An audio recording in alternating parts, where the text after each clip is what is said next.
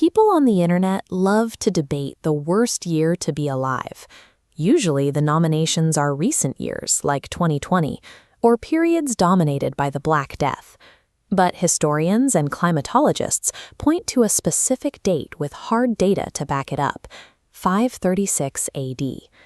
Going into the early 530s, human civilization was largely thriving. The world was highly connected, populations were growing, and major empires were expanding. Emperor Justinian was actively pouring vast resources into a massive, heavily funded military campaign, determined to restore the Roman Empire to its former territorial glory. Halfway across the world, the Gupta Empire in India was experiencing a golden age of art and science. And in Peru, the Moche civilization had engineered highly advanced irrigation systems to support their booming cultural centers. All of this global momentum was about to hit a brick wall, dismantled by an invisible worldwide threat that no army could fight. Curious, slightly ominous tone. In 536, Byzantine historian Procopius was traveling with the military in Sicily when a mysterious fog rolled in. It completely blotted out the sun, and the haze hung in the sky for 18 continuous months. Scribes across Eurasia recorded eerie optical effects. The sun shone for only a few hours a day, providing a dim light that looked like the moon. At high noon, people cast absolutely no shadows. 6th century populations lacked a scientific framework to process this. As crops failed to ripen, and the sky remained trapped in a quasi-eclipse, millions of people genuinely believed they were witnessing the end of the world.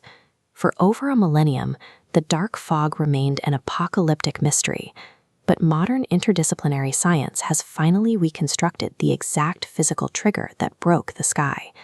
The investigation started with dendrochronologists examining ancient pine and oak trees in the Altai Mountains. They found a sudden, severe pattern of zero growth in the tree rings starting exactly in 536 AD. Glaciologists corroborated this by extracting deep ice cores from the Swiss Alps and Greenland. Trapped inside the ice layers from that specific year, they found massive concentrations of sulfuric acid and volcanic glass. A cataclysmic volcanic eruption, most likely in Iceland, had violently expelled millions of tons of sulfur ash directly into the stratosphere. Atmospheric winds quickly carried this thick sulfur blanket across Europe and Asia, blocking the sun's radiation. This single event pulled the plug on the global thermostat. Summer temperatures nosedived, crashing by 1.5 to 2.5 degrees Celsius, initiating the late antique Little Ice Age. The immediate consequence of this deep freeze was systemic agricultural failure.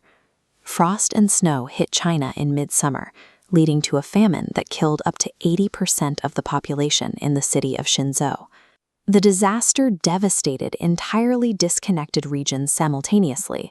Ireland documented a crushing multi-year bread failure, while extreme El Niño weather patterns triggered torrential floods that physically ruined the Moche civilization's carefully engineered irrigation networks. A sharp physiological shift followed. Continent-wide malnutrition severely weakened the immune systems of millions of people who were already struggling to survive the intense cold. The dropping temperatures created a lethal biological vector. Disease-carrying black rats seeking warmth were driven indoors, bringing infected flea parasites directly into human dwellings. This exposure triggered the first onset of the bubonic plague in 541 AD. Moving aggressively along active trade and military routes, the Justinian plague hit Constantinople with a staggering mortality rate of up to 10,000 deaths a day. The volcano weaponized the environment.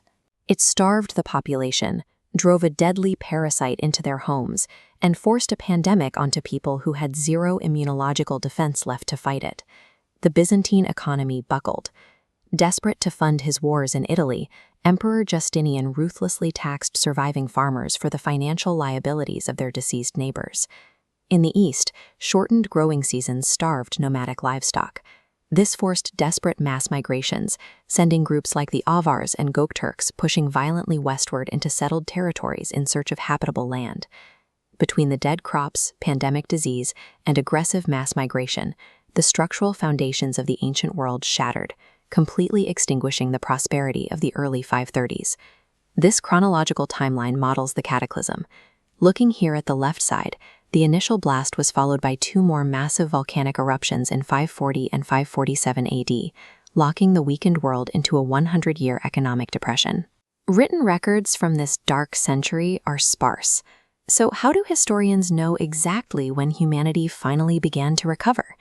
They found the answer back in the Swiss ice cores. Trapped precisely in the 640 AD ice layer, scientists detected a massive, sudden spike in atmospheric lead. Lead is a chemical byproduct of silver smelting. This spike proved that after a century of stagnation, humans were mining and refining silver on a massive scale to mint new coins. This resurgence of commercial trade and coinage officially marked the end of the collapse initiated a century prior. 536 AD stands as a brutal historical benchmark. A single environmental shock rewrote global biology, collapsed major geopolitical powers, and brought human civilization to a grinding halt in a staggeringly short amount of time.